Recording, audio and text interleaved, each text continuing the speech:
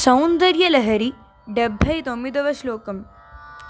నిసర్గక్షీణస్య స్తనతటభరేణ క్లెమదుషో నమన్మూర్తేన్నారీ తిలకశనకైస్తుట్యత ఇవ చిరంతే మధ్యస్య త్రుటితటినీతీరతరుణా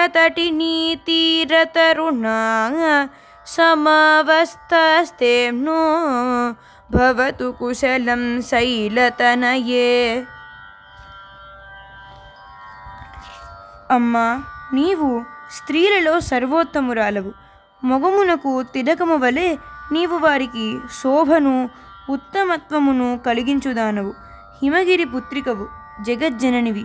నీ నడుమును నేనేమని వర్ణింతును? నీ నడుము సహజముగానే సన్ననిది, స్తన భారమున కొంత వాలినది. ప్రవాహ వేగమున గట్టు తెగిపోవుచుండగా ఒడ్డునున్న చెట్టు వలె కదులుచు పడిపోవునేమో అని అనిపించుచుండును. అట్టి నీ నడుము మాకు కుశలమునిచ్చుగాక.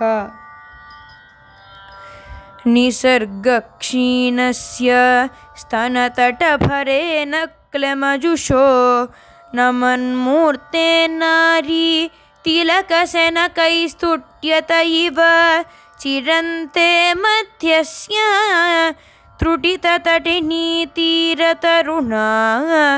సమావస్థాస్తేమ్నో భవతు కుశలం శైలతనయే. సౌందర్యలహరిలోని 79వ శ్లోకాన్ని ప్రతిరోజు 1000 సార్లు జపించి తేనె, పాలు, పంచదార అమ్మవారికి నైవేద్యంగా పెట్టాలన్నమాట.